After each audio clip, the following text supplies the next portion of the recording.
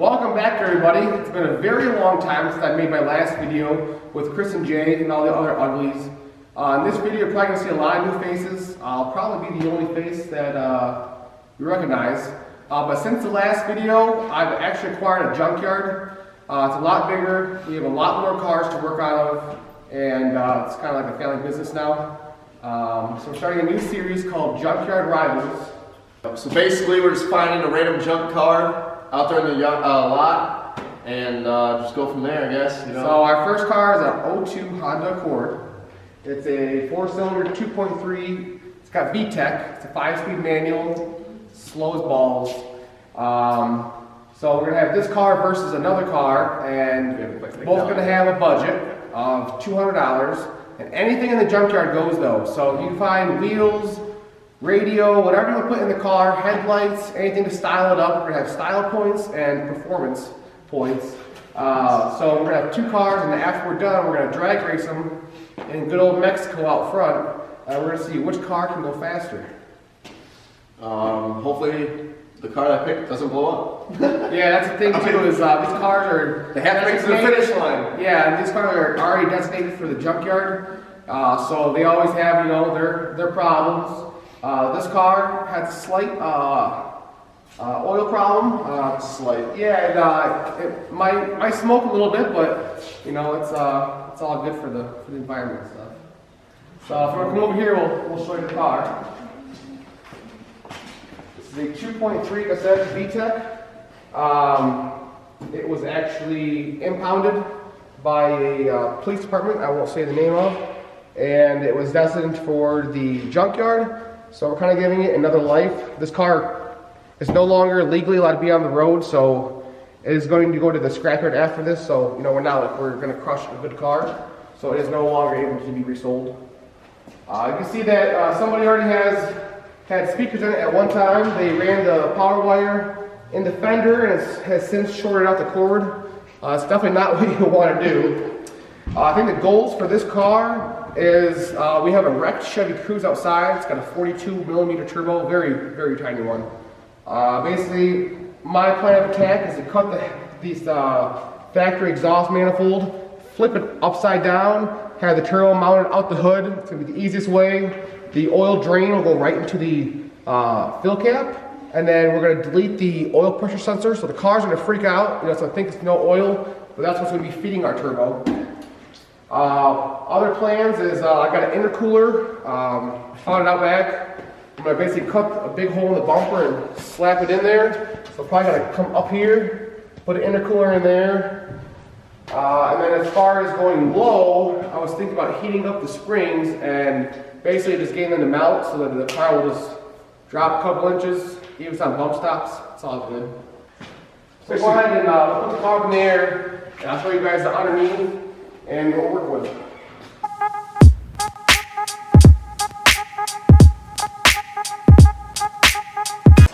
Alright, so this car does have a couple suspension issues when we're driving it. How's your wheel feel there? Check it out. Yeah. Does it feel solid? Not too bad. Alright. Out, hear that? That's the outer tie rod. It's completely gone. And that noise is the upper ball joint. You want to get the camera up there, you can show them that ball joint is just completely gone, but that's fine. I don't think this car's going to have too much of a life left anyways. If she breaks, you have tow trucks. So plan of attack, I said, you know, we're going to get rid of this whole exhaust. Don't need any of that anymore. Weight reduction. Intercooler here. This manifold will be upside down, so all the exhaust are going straight out of the hood. So these are our turbo goodie I found. This is a 2013 Chevy Cruze that was wrecked. We sold the motor out of it. This is a 42mm, I believe, says Google. Turbo out of it. It's very, very tiny. I mean, it's so small. This is the exhaust that goes to the catalytic converter, which I've since cut. That way we can have the exhaust with a pipe. I mean, it's arguably out the hood, but at least I have the O2 on it and everything. The plan for this, I believe, I'm just going to cut this manifold here off and then weld this part of the hot side of the turbo to the Honda manifold. It's not going to be pretty, but it will work. This is an intercooler out of Lord knows what. It's small, it's mighty, and it's Honda approved. It's got some grime in it, but it'll be fine. It's a Honda, they live forever.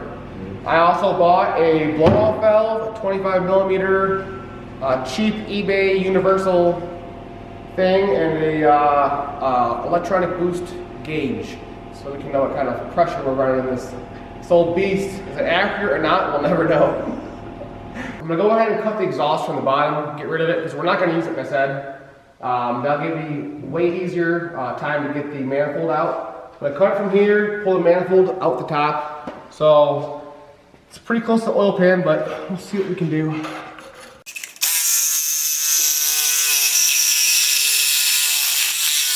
Beautiful. There's a couple exhaust hangers. I'll go ahead and zip those down, and we will pull the rest of this exhaust out of here. See you in a few. The whole exhaust actually popped out of the muffler. That's how rotted it was. That's so funny. We'll leave this part on there, that way it appears stock from the back.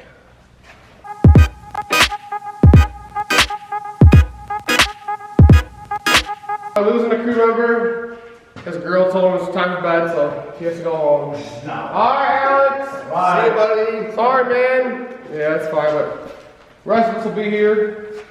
There's two mounts that were holding the manifold on. I just got upset and just cut them off, so now she's out. Decent bad work. This is what we're working with. Alright, now we're trying to just take her to the old Sawzall and cut her right here and flip her around. Should be golden, right? Yeah. Okay, we have the flange cut off the exhaust manifold, so it came off like this. So I went ahead and I just spliced in with the Sawzall. But now when I flip it upside down, you can see how there's some pretty big gaps. I could probably fill them, but I think what I'm gonna do is, because when I cut these, I just kind of splice through them. I'm gonna grind them down so they're somewhat flatter. So when I do bolt it on there, it's gonna be a little bit easier to fill.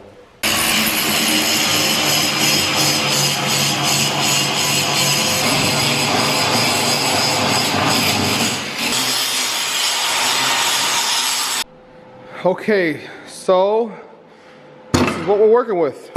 It's a little rougher than what I want, but like I said, I know how to fill. So this is the gap I have to fill in this thing. It's pretty crazy. I think I'm gonna try and TIG weld these outer ones because they're a little bit easier, and then get the wire welder out and just flux core this thing, and you know, grind later probably. Does not have to look pretty, like I said. This is just very cheap budget build. I am not a fabricator whatsoever. These are my TIG welds. These are my TIG welds. They are not the prettiest, but I noticed that this whole side lifted off. I'm gonna try and get a clamp over here now and clamp it down, because I know that when it does heat up, you know, it does kind of start to flex. So I'll see if I can start filling that. Got it all tacked up.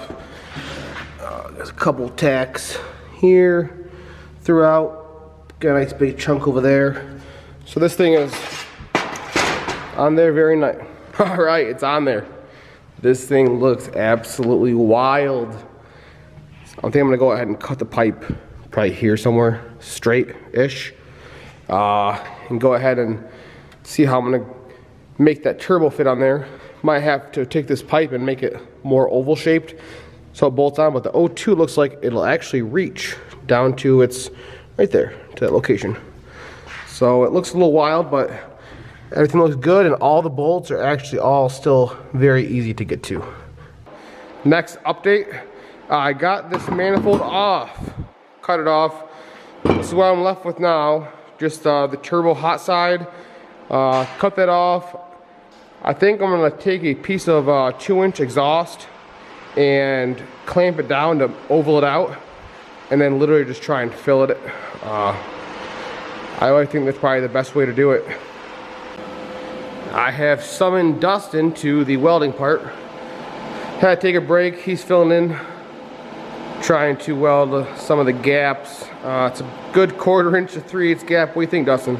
Yeah. Yeah, it's a pretty mean gap. I'm not a welder. I actually used a metal bolt. I put it inside there and I kind of just welded it in there to fill in the gap. So we got the hot side, as you want to call it, the manifold. I went ahead and I put this in a vise and I completely ovaled it to somewhat get close to the cruise turbo oval.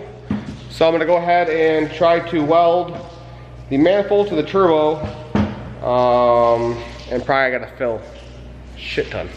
Me and Brexy boy, we had to loosen the turbo and clock it so that the drain was coming at the bottom before it was coming out of the side. I had to basically eliminate the wastegate, but I think what I'm going to do is I'm going to build a bracket to relocate it back to where it's supposed to go. That way the car doesn't have a wastegate, because otherwise it's max boosted, which is all cool, but I don't want to blow up on this first run.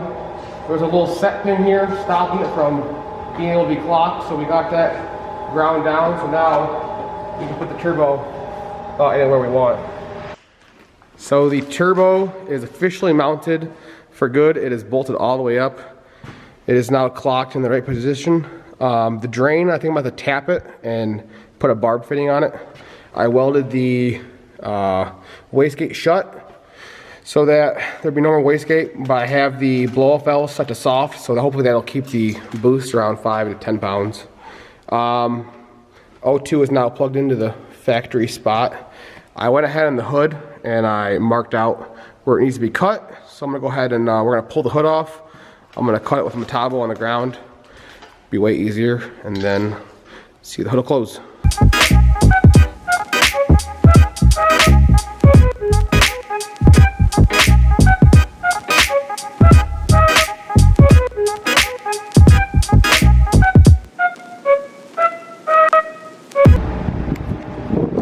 Holy shit, dude. This thing looks fucking wild. It actually doesn't look that bad. I don't know. I don't know how, but